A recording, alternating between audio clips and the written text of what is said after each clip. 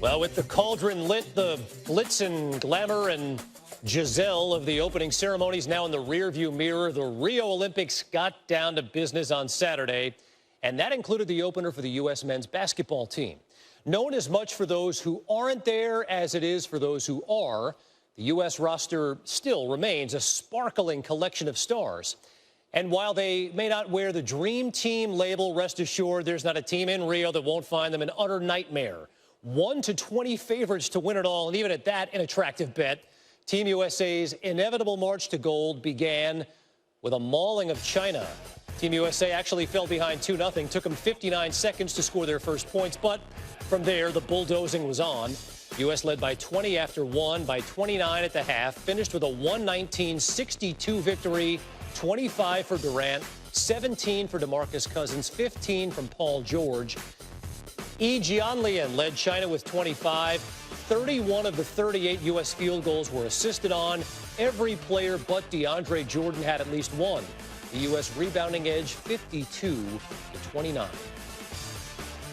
Team USA star DeMarcus Cousins joins us now. 17 points, 5 rebounds in a 57-point win. It's tough to go deep dive on the win, DeMarcus. I know your defense, the team's defense, was on point. Why is that being so strongly emphasized by your team in this Olympics?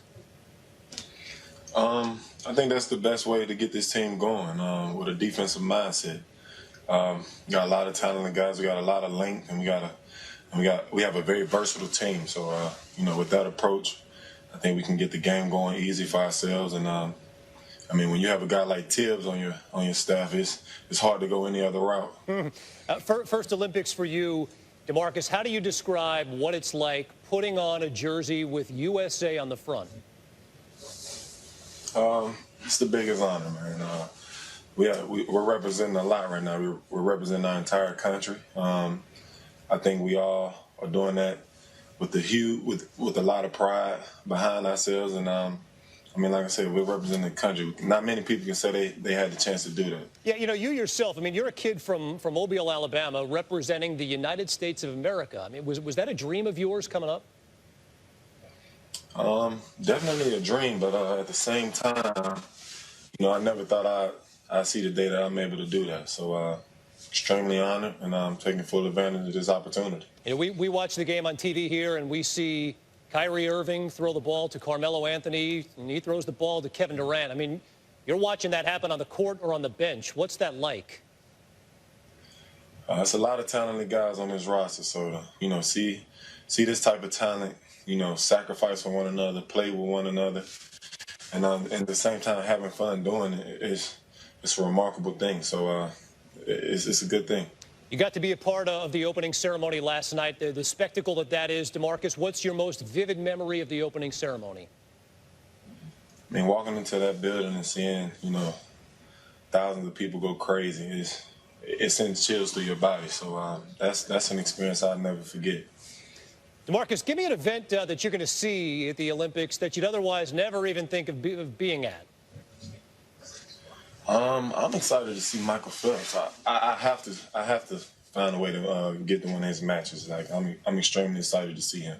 Cool. Is there another athlete, be it on Team USA or another country, that you're hoping to meet? Usain Bolt. That'll be dope as well. Hopefully I can get a chance to meet him.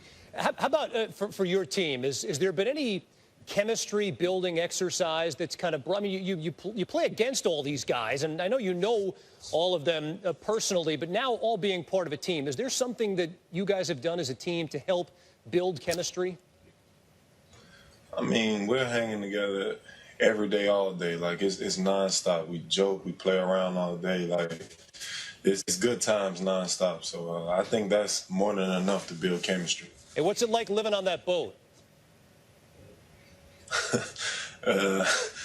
Gets a little claustrophobic sometimes, but other than that, it's been good. Well, listen, America's counting on you not only to bring home gold, but to keep Draymond's Snapchat account in check. So do that for us and enjoy the rest of your time in Rio and soak up the experience. DeMarcus Cousins, thanks so much for joining us, man. The first test drive for the U.S. men's basketball team at the Rio Olympics, and this baby is a Ferrari. 57-point win over Yi Jianlian in China. What were they playing? At one of your Geo Prisms that you were driving back in the day? I think you might be right, China. With a 119-62 victory for Team USA, 25 for Kevin Durant, 17 for Boogie Cousins, 15 for Paul George. USA led by 29 at the half, again, a 57-point win.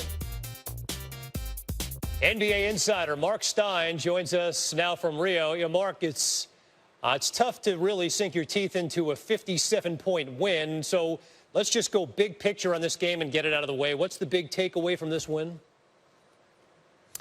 Well, it's the defense that they play, and it's probably going to be the big takeaway after every win, because that's quickly become this team's identity. Even within USA basketball circles, they talk about the fact that already this team has established itself as really the best defensive team they've ever had. They've got two great goalies in DeMarcus Cousins and DeAndre Jordan, and they just have length and athleticism everywhere else, all over the floor, to just cause havoc. And you have to feel sorry for China. They've had to deal with this now 3 times in the space of just over 2 weeks. They played the 2 exhibition games in California in late July. And I think China has to be thrilled that they don't have to see this team now for 3 years, not until they host the FIBA World Cup in 2019. I am sure they are quite sick of every time they turn a corner and there's just more length and athleticism waiting for them. And the United States can do that to everybody. I mean, they actually find defense fun, which, again, I think is going to be this team's signature and this team's identity. Interesting. You know, we've seen a lot of China. We've seen a lot of Nigeria and Venezuela as well. Obviously, not the marquee teams in the world, but this is a different go-round in international play. I mean, USA is the major favorite in this tournament, unlike years past when they've only been the favorite. Is there any danger, Mark, of overconfidence setting in? I'm sure that Mike Krzyzewski is going to be telling his players that and trying to keep them grounded. Just within the last 2 weeks, I've heard Coach K say he worries like any coach does. He told me the other day when they first got to Rio, I'm nervous. But he's probably a better diplomat even than he is a coach. He knows the right messaging to try to keep these guys from getting carried away. But the honest truth here, Kevin, is, and I'm a huge fan of international basketball. I love doing the Olympics or the World Cup and just following Team USA to these various points in the world. Unfortunately, I feel like the gap at the top, it's gotten wider. You know, you would have thought the Dream Team came in 1992 and the gap would steadily shrink. I think at the bottom, you know, the teams in that 8 to 12 range, certainly they're getting closer to the United States than they were when the Dream Teamers showed up in 92.